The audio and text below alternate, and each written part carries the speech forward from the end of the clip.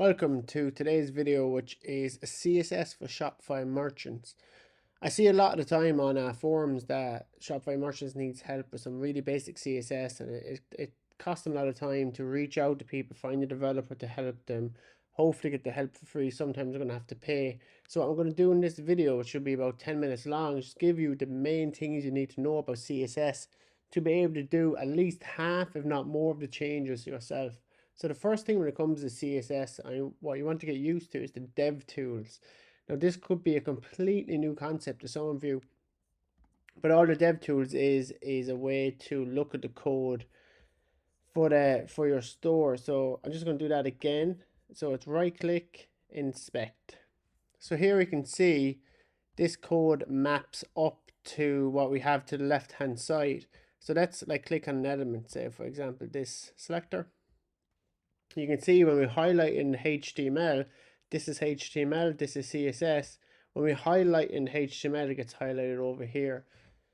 Now, so how it works is whatever CSS is shown on the right hand side has got to do with the element that you have selected. So if I select this input, the CSS changes to show this.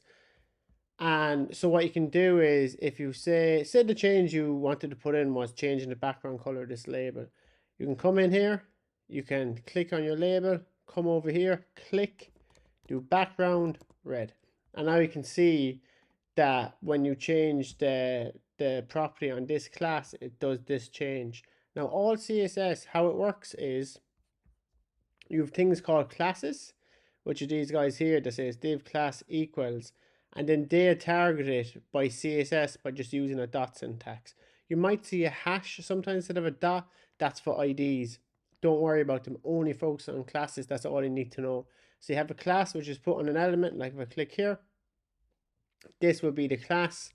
It's actually not getting targeted. Oh no, it is. Yeah. So when you have a space here, you have product underscore text. That's the class. Subtitle is a class. Here you see dot subtitle. So this class is targeting this HTML element, and you can see it has the font size. So if I want to just prove this, I could do font is 3rem. And now this element's not even visible, but let's take something that is visible. So if we go here, we do background pink. You can see that changes the background to be pink. So that's step one, is getting used to these dev tools and making changes to the CSS, just making changes of what you want to see. So whatever element you want to change, you go in, right click, inspect, make the changes in here, and take note of the class that you had to target and the CSS you had to add in order to make that change. Now we're going to jump on over to the Shopify team, or Shopify team code for the team Dawn. Just to make sure you know what's going on here, you click teams, you click actions, you click edit code. And then this is the team code for our active team Dawn.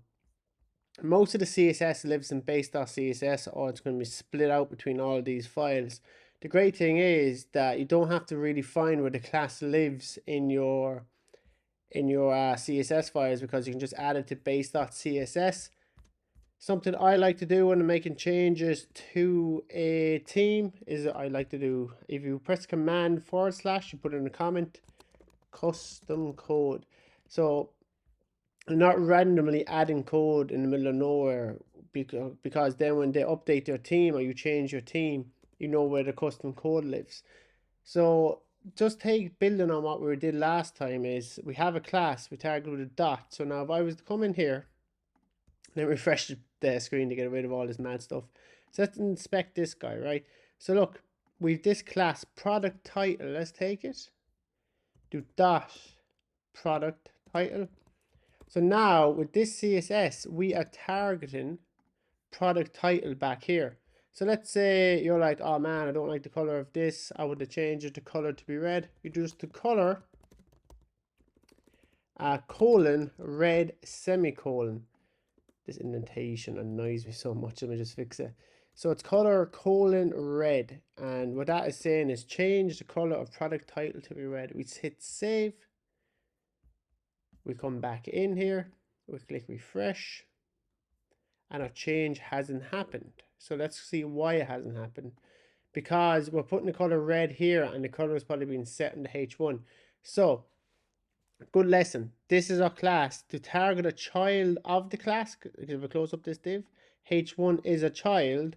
All you need to do is put a space after class, H1.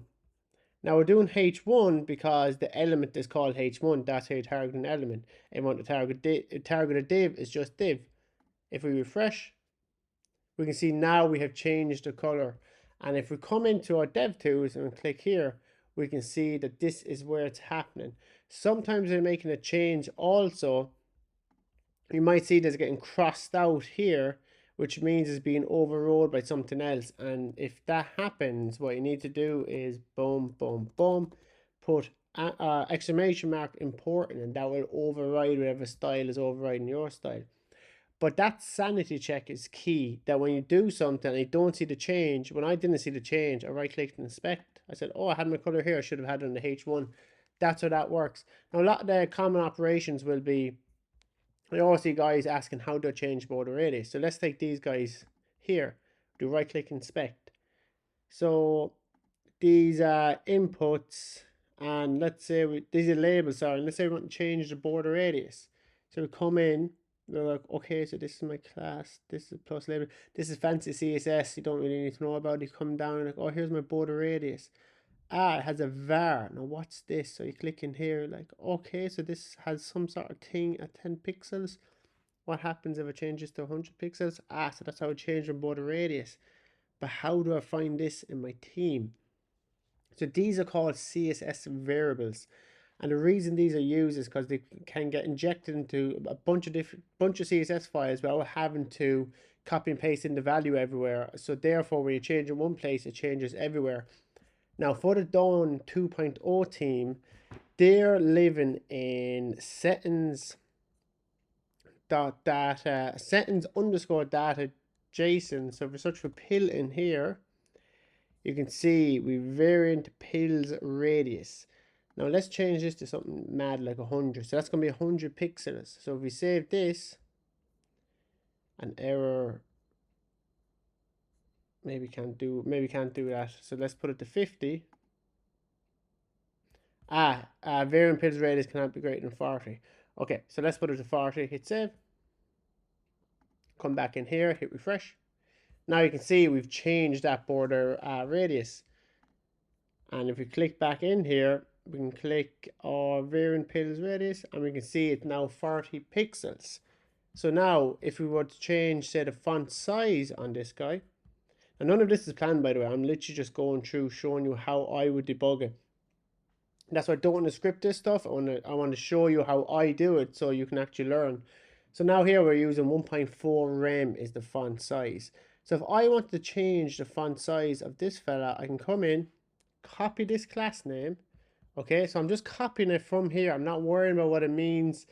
Doesn't really matter that much. I'm copying this class name, coming in here, going into my base.css, heading down, putting in my boom.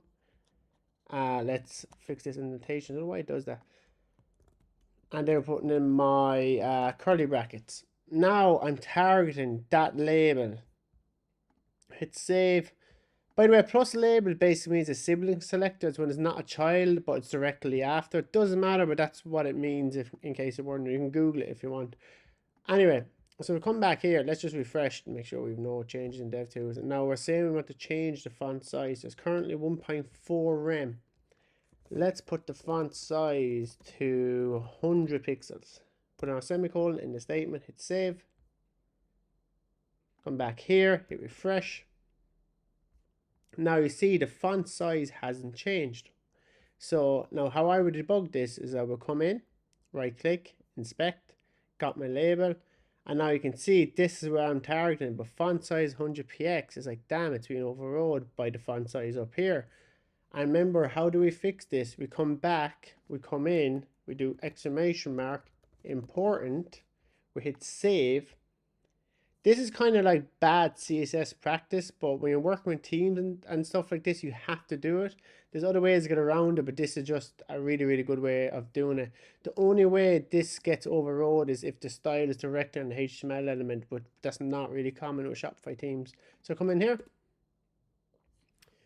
Look how great that looks. Now this is font size 100 pixels. Okay, perfect. So you're like, oh, whoa, whoa, whoa, that's way too big. You can do 20 pixels, hit save.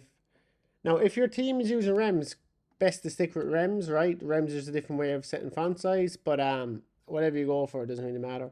And now, while we're in here, let's do background pink. Hit save. And come in, refresh our page once more. Again, background pink didn't work because I guess there is no background on these fellas. Maybe a background color. That's not even. So we just do again import. You do import. Okay, so background was getting overruled, but it's using background color, so it's referencing the background color rather than the background. This is again a sign where you use exclamation mark important. So another thing you might want to change is the font family. So again, simple stuff, guys, is font family. Do cursive. Now remember, this wasn't working because it's being overruled by background color. Again, important. We might have to do important here. I'm not sure yet. We hit refresh. And this is cursive. This is gross, but this is how it works. Now, most of the things I see people ask about is these little changes. So just before I finish up this video, I'm just going to go through it again. Best thing to do is you come in, you know your element you want to change. Let's say I want to change our mission thing down here and come in, right click, inspect. This is a p tag. I find out this is my class name. I could then target this class name, so like blah blah blah blah, target the p tag within it and do whatever I want. So that's how you make the changes. Come in, right click, inspect, find the class, make the change in the browser, see does that work right. If it does, go to your base.css file, move to the end, put in custom code, add in that class, add in the styles, hit save, refresh, see if it's applied. If it's not, right click, inspect, and see what's going on in the DevTools. The key part here is the DevTools. Once you figure that out, it's easy to add the changes into your Shopify team. Most of the time, you probably won't want to go into the code. You can probably do it in team settings, but there's a lot of times where you have to go into the code. You don't want to download an app and pay 20, 30 bucks a month for something that takes you 2 minutes. If you have any questions on anything CSS with Shopify, leave a comment below. I really hope you learned something. I hope this improves your conversions. I hope this helps you kind of work a bit smarter with your store. And yeah, have a nice day.